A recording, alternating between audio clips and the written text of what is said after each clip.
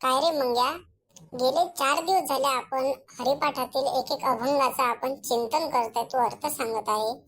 पण तू त्या अभंगाचा एकदम अर्थ सांगून देतो की तो अभंगाचं मला काहीच कळत नाही. तू मला एक एक चरणाचा अर्थ सांगू शकतो का? बर, सांगतो मी तुला. तू एक एक चरण म्हण आणि मी त्या चरणाचा तुला अर्थ समजून सांगतो. मला तू पहिल्या चरणाचं सांग. योग याग विधी येणे नोही सिद्धी, वायाची उपाधी दम्य धर्म. तर पहिल्या चरणामध्ये ज्ञानेश्वर महाराज म्हणतात, अष्टांग योग व यज्ञ याधिक कर्म कितीही विधीपूर्वक केले तरी त्याने परमसिद्ध आत्मसिद्ध प्राप्त होणार नाही.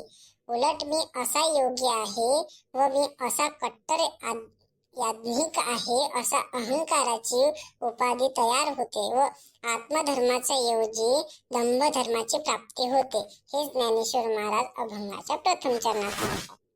अरे हो, हे तर किती सोपं होतं. पण दुसऱ्या चरणामध्ये काय सांगतात महाराज? भावे विना देव न कळे निरसंदेह, गुरु विना अनुभव कैसा कळे. या चरणामध्ये ज्ञानेश्वर महाराज काय म्हणतात?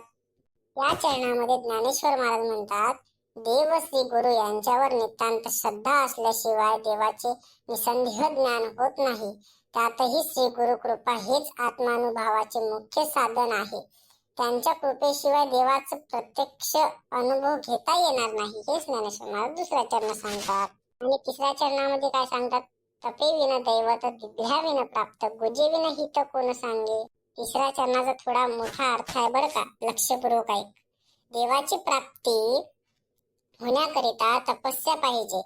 तपाशिवाय देव प्राप्त होत नाही, कारण दिल्याशिवाय घेता पण येत नाही. हा न्याय सर्वत्र लागू पडतो. श्री गुरु आत्महिताचा उपदेश करतात, हे खरे आहे, पण त्यांना आपल्या मनातील गुज म्हणजे गुह्य सांगितले पाहिजे. अर्थात तुकाराम महाराजांचा एक अभंग पण आहे, काय मी उद्धार पावेन, काय कृपा करील नारायण, ऐसे तुम्ही सांगा संतजन, करा समाधान चित्त माझे.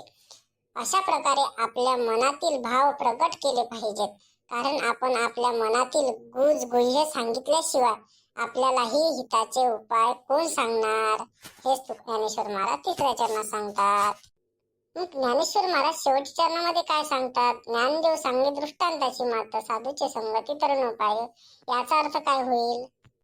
ज्ञानेश्वर महाराजांनी स्वतःचा अनुभव शेवटच्या चरणामध्ये सांगितलेला आहे की हे साधकांना संसार सागरातून तरुण जाण्याचा उपाय साधूंच्या संगतीमध्येच प्राप्त होत असतो.